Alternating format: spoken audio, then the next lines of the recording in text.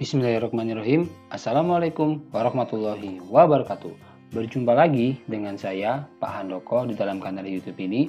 Bagi kalian yang baru pertama kali berkunjung di kanal YouTube ini, maka saya sarankan untuk klik tombol subscribe dan nyalakan lonceng notifikasinya ya, agar kalian tidak ketinggalan berbagai macam update video pembelajaran sejarah, pembahasan soal-soal sejarah, hingga pemanfaatan media pembelajaran sejarah.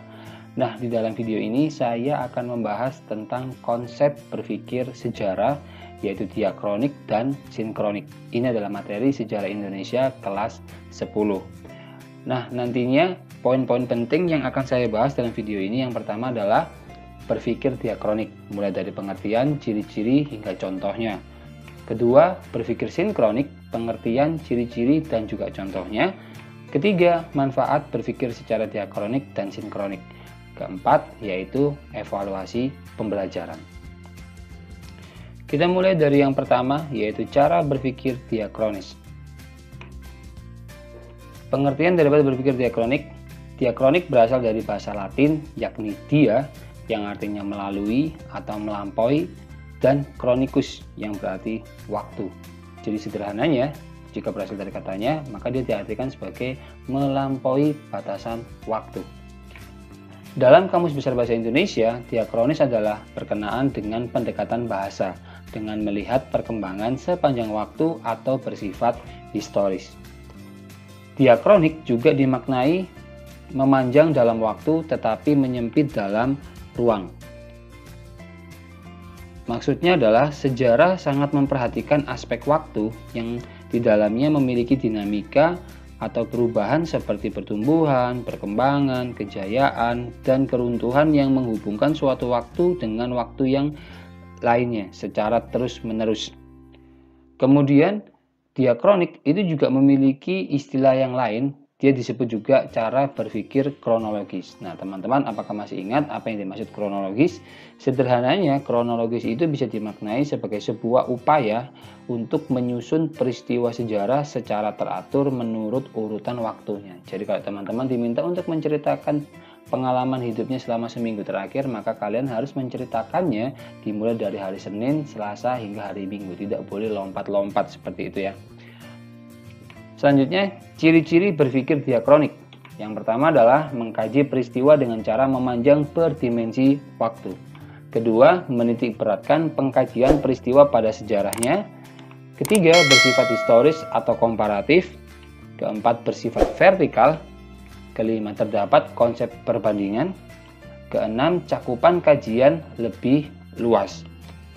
Kemudian contoh berpikir diakronik dalam menjelaskan peristiwa sejarah.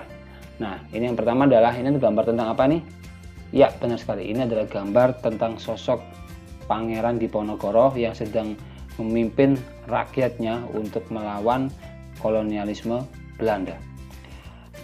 Perang Diponegoro terjadi di tahun 1825 sampai 1830. Ini ya, jadi ada memanjang dari sisi waktunya, dimulai dari 1825 sampai 1830.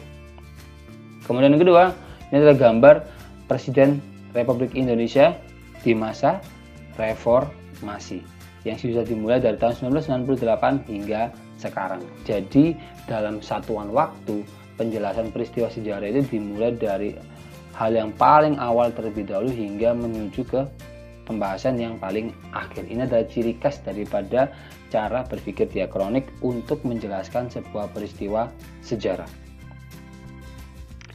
Selanjutnya, yang kedua, cara berpikir sinkronik. Pengertian berpikir sinkronik. Sinkronik berasal dari bahasa Yunani, yakni sin yang artinya dengan, dan kronos yang berarti waktu atau masa. Kemudian sinkronik juga dimaknai meluas dalam ruang tetapi terbatas dalam waktu. Maksudnya adalah pengkajian peristiwa sejarah tidak hanya terfokus pada satu objek atau peristiwa, tetapi meluas pada objek-objek yang lain yang berkaitan yang terjadi pada saat yang bersamaan. Maksudnya misalkan membahas tentang ekonominya, membahas tentang suasana politiknya, membahas suasana kebudayaannya, dan lain sebagainya. Kemudian, pola berpikir sinkronik pada umumnya digunakan dalam mengkaji ilmu-ilmu sosial yang menekankan pada struktur. Ciri-ciri berpikir diakronik. Pertama, mengkaji pada masa tertentu. Jadi tidak terlalu panjang untuk satuan waktunya. Kemudian menitik beratkan pengkajian peristiwa pada strukturnya. Ketiga, dia bersifat horizontal. Keempat, tidak ada konsep perbandingan. Kelima, cakupan kajian lebih sempit. Keenam, memiliki sistematis yang tinggi. Ketujuh, bersifat lebih serius dan sulit. Contoh berpikir sinkronik. Nah, gambar apakah ini kan teman-teman? Ya, benar, ini adalah salah satu adegan di dalam peristiwa proklamasi kemerdekaan Indonesia yang terjadi di tanggal 17 Agustus 1945. Pembacaan teks proklamasi oleh Soekarno-Hatta. Ini menjadi contoh daripada berpikir sinkronik karena setelah terjadi peristiwa proklamasi kemerdekaan Indonesia, kita bisa meneliti bagaimana keadaan politik pada waktu itu, bagaimana dampaknya terhadap ekonomi rakyat Indonesia pada waktu itu, kemudian bagaimana kondisi sosial pada waktu itu juga. Jadi hanya pada satu masa tertentu, tidak memanjang dalam urutan waktunya. Kedua, ini adalah gambar apa teman-teman? Benar sekali, ini adalah gambar tentang peristiwa gerakan 30 September atau biasanya kita kenal dengan nama G30S. Terjadi tanggal 30 September 1965. Sama juga dengan peristiwa proklamasi tadi ya, kita bisa menggambarkan tentang situasi politiknya, kemudian dampaknya terhadap pemerintahan Indonesia pada waktu itu apa? Hanya terbatas pada satu masa tertentu. Kemudian yang ketiga yaitu manfaat berpikir diakronik dan sinkronik. Yang pertama, cara berpikir sejarah antara diakronik dan sinkronik ini harus saling melengkapi. Tidak ada salah satunya yang lebih dominan gitu ya. Meskipun sebenarnya sejarah itu lebih dekat dengan cara berpikir diakronik. Tetapi untuk menambah kekayaan kita sebagai seorang sejarawan dalam menceritakan peristiwa sejarah, kita bisa mengkolaborasikan cara berpikir diakronik dan sinkronik. Kemudian pembahasan secara diakronik memberikan pemahaman dinamis terhadap kehidupan sosial yang terus bergerak, berproses, dan bertransformasi. Ketiga, pemahaman secara sinkronik membuat seseorang lebih teliti mengamati gejala atau fenomena tertentu terhadap peristiwa atau kejadian pada waktu tertentu. Kita sudah masuk ke bagian yang terakhir yaitu evaluasi pembelajaran. Cari tahu sejauh mana pemahamanmu akan materi yang telah Pak Handoko sampaikan.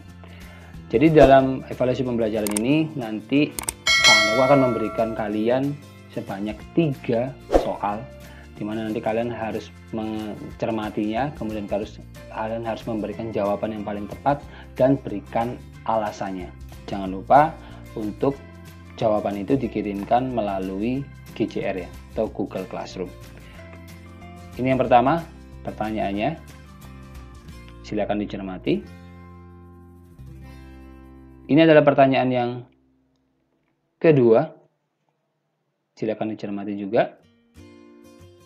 Kalian bisa pause video ini. Dan ini adalah pertanyaan yang ketiga. Cukup 3 pertanyaan saja, silakan dikerjakan. Wah, tidak terasa kita sudah berada di penghujung video pembelajaran ini teman-teman. Jika kalian ada pertanyaan seputar materi ini, kalian dapat menuliskannya di kolom komentar atau kalian juga bisa menanyakan hal itu kepada saya melalui kontak medsos ini ya. Saya ucapkan terima kasih bagi kalian yang telah menonton video ini hingga akhir. Jika kalian merasa video ini bermanfaat, jangan lupa bagikan video ini kepada teman-teman kalian ya, agar kebermanfaatan itu tidak hanya berhenti di kalian saja. Dan juga jangan lupa untuk klik subscribe dan like video ini. Akhir kata, Assalamualaikum warahmatullahi wabarakatuh. Salam Historia.